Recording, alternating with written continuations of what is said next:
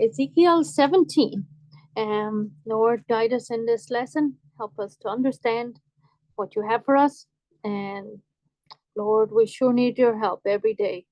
It's sometimes hard to understand decisions and understand which way we should go. And we just have to trust that you will instruct us and guide us in the way we should go, because we don't have a clue. Guide us, Lord. We trust you. In Jesus' name, amen. What do you think, Dora? Lord, guide these people. In Jesus' name, amen. She's disappearing. Don't disappear, Dora.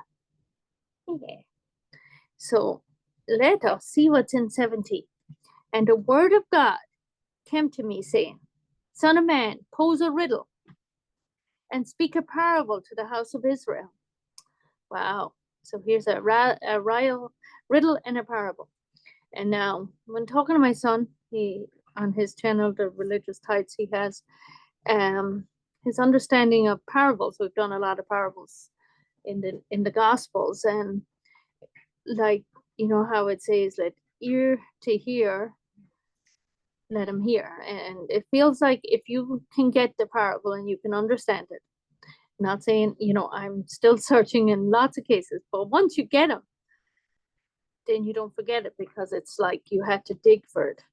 And maybe that's part of the treasure, So Lord, guide us in this, help us.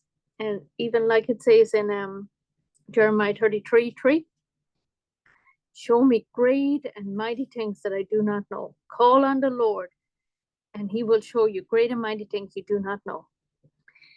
You should probably read it, because maybe I got some of that idea wrong and I might have missed a part, but that's Jeremiah 33:3. People call it the phone number for God, because he says, call on him, and he will show us great and mighty things that we do not know. And look it up so I don't mislead you all. And there's some other wonderful verses in Jeremiah 33 about healing as well. So 30, call to me, and I will answer you and show you great and mighty things that which you do not know. And I will answer you. That's a wonderful thing, right? Because we're going to call on God and knowing that he answers us. And verse 6 there, he talks about, behold, I will bring it health and healing. I will heal them and reveal to them an abundance of peace and truth. Well worth reading, right? So back to 17. Here's the start of the parable, verse 3. And say, thus says the Lord God, a great eagle with large wings and long pinions, full of feathers of various colors, came to Lebanon and took the cedar the highest branch. Took from the cedar the highest branch. He chopped off its topmost young twig and carried it to a land of trade.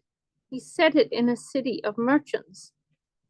Then he took some of the seed of the land and planted it in fertile fields. So now we have to see which one everything represents, right? Lord, help us ponder. And verse 5, and he took some of the seed of the land and he planted in a fertile field and placed it by abundant water. He set it like a willow tree, and it grew and became a spreading vine of low stature. Its branches turned towards him, but its roots were under it. So it became a vine, brought forth branches, and put forth shoots. But there was another great eagle with large wings and many feathers. And behold, a vine bent its roots towards him and stretched its branches towards him from the garden terrace where it had been planted, that it might water it. It was planted in good soil by many waters to bring forth branches, bear fruit, and become a majestic vine. Say, thus says the Lord, will it thrive? Will he not pull up its root, cut off its fruit, and leave it to wither? All of its spring leaves will wither, and no great power of many people will be needed to pluck it up by its root. Behold, it is planted. Will it thrive? Will it not utterly wither when the east wind touches it? It will wither in the garden terrace where it grew. Wow. So now that was the end of the riddle. Let's see what God is going to say. More of the word of the Lord came to me. This is Ezekiel saying, say now to the rebellious house, do you not know what these things mean? Lord, tell us, right? Tell them, indeed, the king of Babylon went to Jerusalem and took its king and princes and led them with him to Babylon. Because he took the good parts, right? And he took the king's offspring, made a covenant with me, and he put him under his oath. He also took away the mighty of the land. So that must be one of the eagles, right? That the kingdom might be brought low and not lift itself up, but that by keeping his covenant, it might stand. But he rebelled against him by sending his ambassadors to Egypt. This is Israel. They looked to Egypt for help instead of, they made a covenant kind of with Babylon, but now here they are going to Egypt, right? That they might give him horses and many people. Will he prosper? Will he do such things escape? Will he who does such things escape? Can he break a covenant and still be delivered? This is 16, verse 16.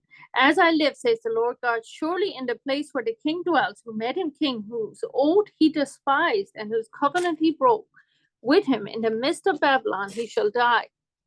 Nor will Pharaoh with his mighty army and great company do anything in war when they leap up to a siege mount and build a wall to cut off many persons. Now remember, this is before the siege of Jerusalem, somewhere, give or take, don't quote me on the year, but somewhere around 586, 87, give or take. This is BC. Since he despised the oath by breaking the covenant, and in fact gave his hand and still did all the things, he shall not escape. Therefore, thus says the Lord God, as I live, surely my oath which he despised, and my covenant which he broke, I will recompense on his own head. I will spread my net over him, and he shall be taken in my snare. I will bring him to Babylon and try him there for treason, which he committed against me. Wow. So he's talking about like not a person, but the whole congregation, the whole group, right, of the people of Judah. The dogs are having a little playing time over there. All his fugitives and all his troops shall fall by the sword, and those who remain shall be scattered to every wind. And you shall know that I, the Lord, have spoken. Thus says the Lord God, I will take also one of the highest branch of the high cedar and set it out. I will crop off from it the topmost of its young twigs, a tender one, and will plant it on a high and prominent mountain. On the mountain height of Israel I will plant it, and it will bring forth boughs, B-O-U-G-H-S, and bear fruit, and be a majestic cedar. Under it will dwell birds of every sort, and in the shade of its branches they will dwell. And all the trees of the field shall know that I, the Lord, have brought down the high tree and exalted the low tree, dried up the green tree, and made the dry tree flourish. I, the Lord, have spoken and have done it. Wow, God can do anything. So, Lord, wow, we come to you with all our trouble. We just carry them and we just give them to you, Lord, because we love you. And we don't know what to do with them sometimes. And we need you to help us. We love you. We love you. Thank you. Holy Spirit, guide us. Our counselor and our helper that he gave us. Help us, guide us through today and heal us. Be healed in the name of Jesus, and be blessed, and show everyone that's listening who you are today, that you are the Lord. In Jesus' name, amen. Bless you all.